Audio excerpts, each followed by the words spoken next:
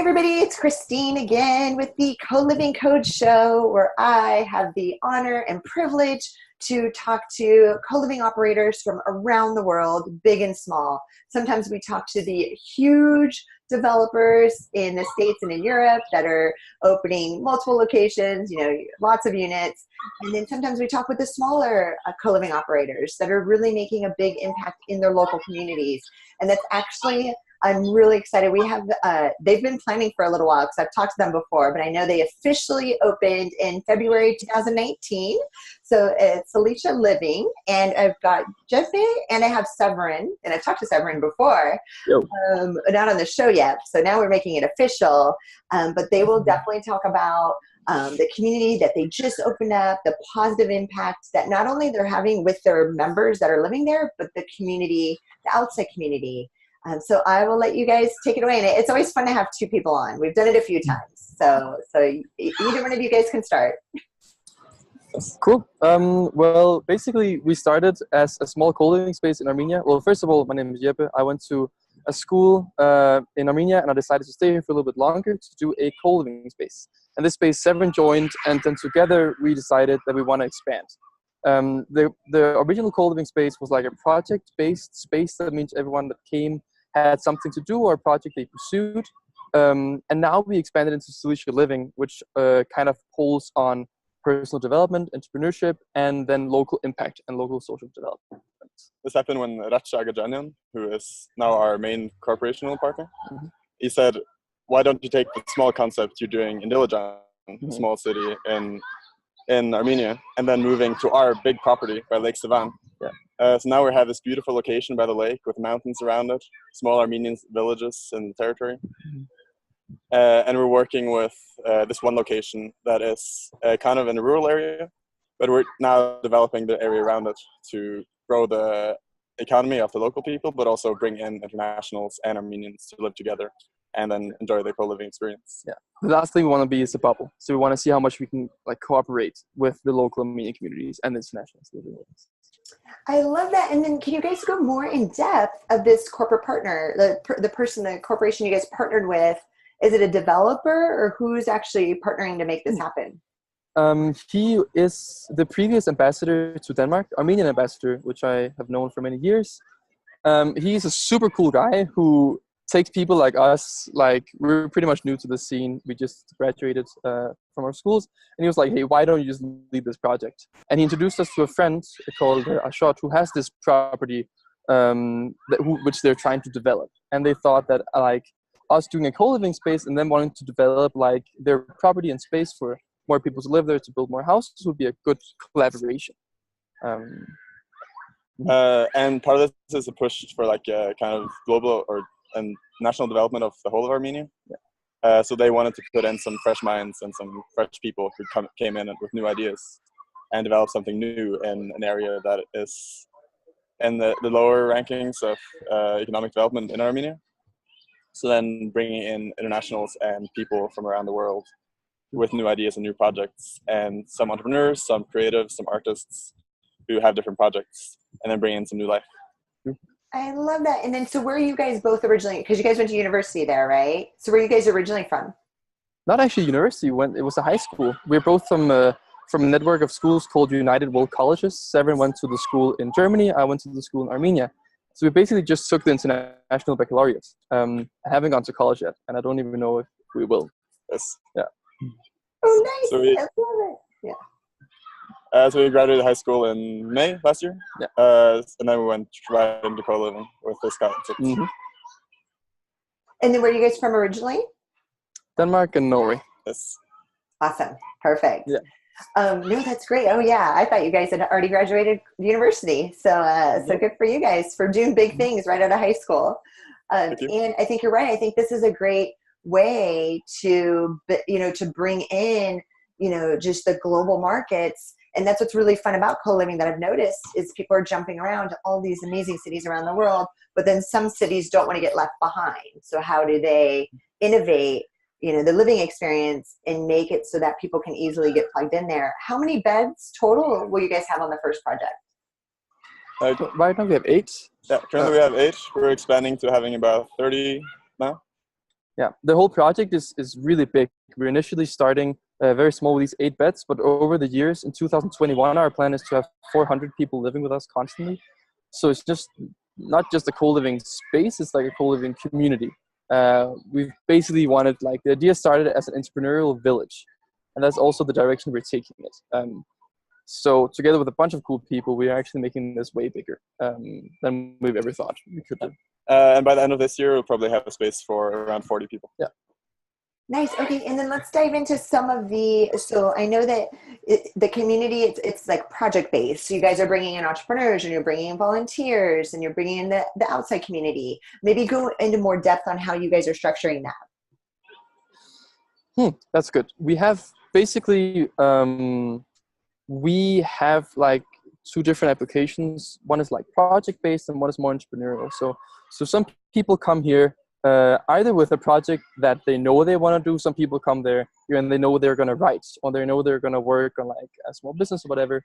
While other people come without knowing what they're going to do, and we can quickly set them up with some social projects that we've always thought of doing. So we're also like the implementation agency, taking volunteers in and helping them do the work that we want to do. The second aspect is entrepreneurs. We're also doing some incubation and pre-incubation in connection with some organizations here in Armenia, for entrepreneurs who want to start their startups here or continue their new business. And a lot of people apply. They apply with like, we have Anna here now, and she applied with like a music project, but it quickly developed into a more educational project for local children in our area. Now she's working with the local school to develop an art project and an English learning course. Yeah. So we see people coming in with one idea, but then it quickly develops into something more. Because our network here of entrepreneurs and artists and all the people around the space that we also work with, not necessarily only the people living with us, they try to like a lot of amazing opportunities for the people coming in. So we're collaborating with an art school and with recycling organizations to bring kind of like an environmental awareness to the local community. Yeah. And then do you guys inject any capital, any money into any of these startups or not? We have, as Severin just said, we have a network of cool like investors, entrepreneurs, and mentors and friends. And we had the first startup we actually had, he got quite a good like foundation for the startup. Like he got financial angel support. Investment from our network. Exactly. That's awesome. I love hearing that. That's perfect. And then the other question, so then I was wondering, do you guys, what kind of, and again, I know you started in February, so you only have a few months, February, March, like 3 months in operation. What have been some really key, just some things that have surprised you so far during the process of launching? There's a lot. Many of the things we have difficulty with is especially getting people to move to Armenia. It's been surprising, especially as starting entrepreneurs, how even like just because we're super passionate about this and just because we think it's a really good idea doesn't mean that people get that message instantly or understand it in a certain way. So the marketing perspective and kind of pulling people and getting traction to the space is difficult. But that also might have something to do with this being Armenia. It's pretty unknown to people. So the amount of work to kind of project the ideas and passion we have has been definitely a difficulty, which we're constantly trying to handle. But the people who have been here, so we obviously see that like the word of mouth marketing is the easiest way to go because which you read in your book. Yes. Yeah.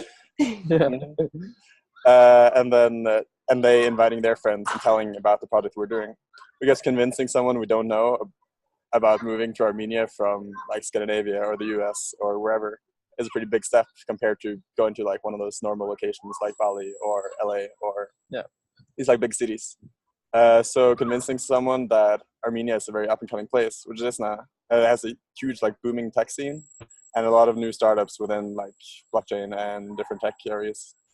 And it's very exciting to work with these different organizations. And when we are able to show the people coming in what we actually are doing, it's easier for them to kind of convince other people around us. But showing it to people who have no idea what Armenia is, which a surprising amount of people will do, it's like a big challenge. Yeah. But I think we're handling it now. Yeah. No, and I think, and we've had people on the show, we're getting more and more, which is nice, is now it's like the rural areas are even getting, co-living concepts. And that's a complete, and then it's like, okay, take a break from the big city, large city living, fast pace, go out to more rural area, developing country, emerging markets, I think is going to be this next wave, which I'm excited to see across, on a global level. But think about it this way. I mean, think about Chiang Mai. I went to Chiang Mai in 2007. Like nobody had ever even heard of it. And now it's this crazy digital nomad hotspot, So I think that it's definitely an opportunity. I think you guys are doing the right thing, just getting it out, just sharing stories. About how it is living there. My first question, this is a personal question. My first would be, do they speak English? Is there a lot of English speaking happening there? Ooh, that's the difficult part. We live in the area we live in. Nobody speaks English. Okay. And Armenia is like not a language that you just pick up instantly. So especially also because we're doing a lot of collaboration with the local communities, that's also a big challenge. However, we do have friends, translators, and we do a lot of like hand signs with the people. Like we live with Armenian workers developing property. We're doing a lot of like body language. That's definitely also like a hurdle we have to see if we can go past. But I see that more as a fun challenge because you get to actually experience a culture very far away from yours. Like Asia or Europe have been very romanticized over the time, but post-Soviet countries, there's not a lot of romance in it, at least in the subconsciousness of people. So there's definitely a selling point, which just has to be tweaked in a way to make people like find it cool. But our Armenian language is coming along, and okay. So now I can like talk about families and work and the small things that are like the absolute necessary things to get things going 100%. With Armenians who don't speak English. Great. And then inside, so that's like, again, the outside community, and then the people staying in the homes, what languages are mainly being spoken in the co-living? Okay. 100%. Okay. Awesome. Yeah. Cause I see that. I know that some other concepts, if they're mainly speaking Russian and, a couple of people are there that only speak English. Like I think a shared language is like a thread that's, makes it's just a different living situation, right? It's a little 100%. Unique. Yeah. It's, it's accessibility. Like you have the potential to speak with everyone, which is super important to us. Yeah. Cool. Within the community, it's like communication is key, and therefore for everyone to be able to communicate and talk and become friends, it's harder if you don't speak the same language. So the criteria is that you speak English at a level that is. And also, our board games are in English, so yes. Don't speak English, you can't Sunday board game night is hard if you don't speak English. Yeah, true. So that was my next question. What kind of events are you guys doing? Basically, like very chill. The difference between us right now and many co-living spaces is that we cook together every meal in where we live. So that's kind of an event. We also do board game nights. Sometimes we go meditate by the lake because we live literally 1 minute away from it. We also do workshops to teach skills and stuff. Like you had a workshop on linguistics. I'm having a Photoshop workshop coming up. And be able to share skills within the community and all the people who have very different talents. There's a lot of musicians here and a lot of interest within that. There is talk about starting a little festival, a music festival in August, September, which is simmering. So we'll see how that goes. Yeah. I don't know if you've heard about. There's a summer school called GACO. It's a school that takes high schoolers in, and then they university students teach subjects they love, not necessarily something that can be useful in the future. And I was at that, and I got so inspired to basically create this like workshop-based space where everyone teaches each other things that they love and find interesting, and which is not necessarily something that people are going to use in their further lives, but just like, for example, linguistics. I did a little workshop on that. It was fun, but it's not revolutionary, right? Like it's not like you change past linguistics.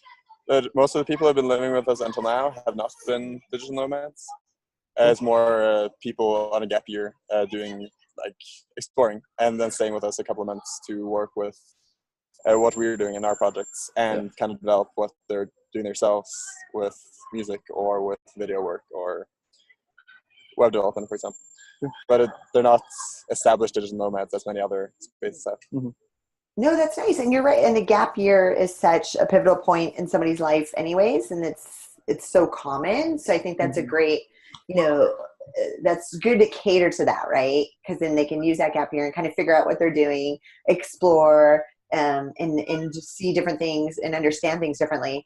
Actually, you guys have so many parallels with Shmena Station. Have you heard of them, Nikita? Okay. Key inspiration. Okay, good. And they're amazing. They just spoke at you missed our annual conference last weekend, but they were speaking. We videoed, I think we're going to have some of the videos up or available to members of the Coliving Hub. But yeah, they both spoke together. It was amazing. Love. That's such an amazing concept. So I'm glad you already know of them. Yeah, 100%. So what is your guys' favorite part of running a co-living concept? I've always been a big fan of creation as a very general concept, and often when I've been to schools, I've been like had to do a lot of different things. People have wanted me to do certain things. The freedom of kind of having that your work is with people and your work is about life and like living in general, I think it might sound very bland, but I feel like that is so important, because if I'm thinking myself of sitting in an office or doing like some kind of other startup about like product development or things like capitalization, whatever, I feel like it's just an immense gift to be able to work with what you live with, and kind of make your happiness your product in a way, or like the shared happiness a product, which is abstract but super cool. No, and we've been living community settings for the past 3 years almost. Yeah. I went to international boarding schools where like 200 people living together and just like working on the same project together. Yeah. And then we kind of continued that afterwards with what we're doing now. And just having just a bunch of good friends living together and having a good time working on projects that they love. It's just very like an energizing and awesome experience. Yeah.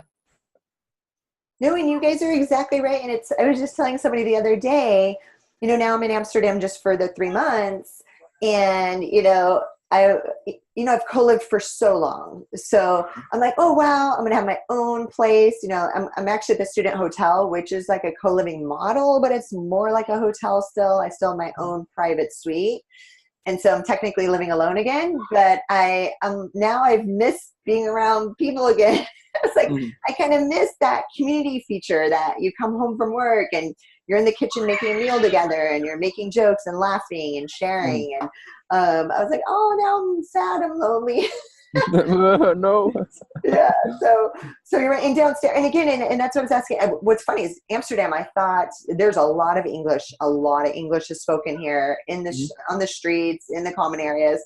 So, because that was my worry too, is everybody speaking Dutch in this co-living, you know, in the common areas, and they're speaking English. So that's great. But you're right, the community and kind of creating your own happiness, your own life, you know, with these people. I was so glad you talked about that. And then do you guys have like co-working? Do you have any co-working space, you know, or do they just kind of work from work? We were looking at the designs yesterday. We're working with our architect now, developing a space that is designated for co-working. We already have spaces, but they're not designed for it. Now we're making a space which fits 30 people to work and be able to have conferences and working individually. And meetings. Are you guys building from the ground up, or are you guys using existing buildings? Well, we came with, Port Ayas was already a thing. Port Ayas was a property that was used for boat building. And they had 2 houses on it, which are modern and really cool, and a restaurant building. And we moved into that, and then became part of also being a big part of developing the property to suit our needs and to make it the coolest thing we could imagine. So yes, we are building from the ground up, which is also a cool part about, again, community living, because like that you live in a space you can kind of develop. It's just like a real life simulation game, which is really cool, that you get to put your own ideas into your everyday life, and like it's a shared thing. And we're also not restricted by previous buildings, which sometimes is quite interesting to be able to work with something that's already there. But now we can design spaces exactly how we want them from the ground up, because we have this like huge, amazing property, like looking over the lake and stuff. But we have a lot of space to develop, where we can Yeah, so that's what, so when did you guys start? Like, take me back in time. When was the ideation phase, and then when was the actual um, build? Like, how long have you guys been working on this project total? So, I mean, we started in September last year with a small co-living space, and then officially started Cilicia Living, the development of the previous project, in February. The space, Port Ayas, where we live now, has been going on for many, many years, since 2001. And we weren't part of the initial building of the restaurant and the two houses. But we have kind of like, we tapped in now. We started working on Cilicia Living 7 months ago, and then we opened on February 1st. Yeah. So we had 4 months before, and then we opened. Like of ideation and mission development and personalization of the spaces and such. Oh my God, you guys move fast. That's awesome. That's great. And then what kind of, on the back end, what kind of technology are you guys using to power all of this? I mean, to power all of it, we have all our water is heated by the sun. All our electricity is just from like the national net, I think. From the Armenian national, yeah. But Armenia is moving towards the green shift now. True. But in terms of technology, in terms of managing people and stuff, we are pretty low tech, I think. Google Docs. Google Docs Excel, are going a long way. Yeah. We haven't really had a need for anything yet, but I think as we grow, we'll probably incorporate more. Yeah. We're also pretty low on funds at the moment. We're super startup-y, so it's very much nice with those free or cheap things. Yes. Yeah, bootstrapping all the way. Hey, there's nothing wrong with that. That's for sure. And then what about communication amongst the members? Do you guys use WhatsApp or do you use Telegram or both? Mostly Messenger, actually. Yeah. Facebook Messenger. Yeah, because then you have the names and it's easy to, you don't need numbers and such. And until now, everyone's had Facebook, but maybe once we'll get a person without Facebook and we have to move somewhere else. Yeah. We'll see. Okay, nice. Perfect. And then my last question for both of you, and you guys have done such a great job. I'm always impressed when there's two people on and they flow so well. They don't talk over each other. So I'm sure our listeners and viewers appreciate that. So my last question is, where do you guys, and you guys can each answer individually, obviously, where do you see the future of co-living going? The future of co-living in general? I guess the industry. Yeah, the entire industry. So like if we fast forward 10 years, like where do you see it? It's hard to say. I am hoping that it's because now it's a lot of like top down in the systems of the places, and we want to create where the community has a very big and integral part in shaping like our community and co-living space. And I hope it goes somewhere it's where the community members have a very big say in what the spaces look like and how they work. And I think now it's kind of being pulled in different directions. Some people are going for a bit more, corporate, but other people are being like a very like community-based and like the community shaping the space instead of the people leading the space shaping the community. I think that co-living has been like going on for like ever since humans were born, right? So there's a bunch of really great spaces, villages almost, that has been going on for maybe 25, 30 years. These spaces are often not very good at marketing, and they haven't like established themselves as like global leaders or whatever. However, what they do and the lessons they teach are so important, and I feel like at least in our ideation of the space, in our creation of the space, we haven't really listened to these smaller, less corporate spaces, right? Because right now it seems very much like co-living sometimes can be used as a solution to a problem rather than an opportunity. So what I mean with that is that like, oh, I need a cheap place to stay, and like, oh, New York is super crowded, let's live together. That seems way less like romantic than, hey, let's go out in the wilderness and create the community of our dreams. And I'm interested in seeing the balance in the next 10 years, like how many spaces of these are going to be solution-based and how many of them are going to be opportunity-based. That is so solution-based versus opportunity-based. That was like so eloquently put. I love it. Because you're right. And there's nothing wrong with the big corporates coming in and providing an amazing living environment that's convenient and cost-effective. But then you're right, there's that whole other world that's built by the community and built from bottom up versus top down. So Yeah. I'm really, that's a great point to be made and a perfect place to end this interview. So thank you so much, both of you. I really appreciate your time today. It looks beautiful. It looks like it's a beautiful day there. I love that you guys did it outside. Oh yeah, Armenia has really great weather, very often. Awesome. Okay. Thank you so much, you Well, guys. thank you so much for having us here. Yes, It's been a thank great you. pleasure. Definitely. Okay. Bye. Thank you so much for checking out today's episode. If you want to learn more about co-living, you could check out my book on Amazon, The Co-Living Code. And of course, if you're looking for the perfect software to power your co-living concept, check out kindred.io, KNDRD.io. Thanks.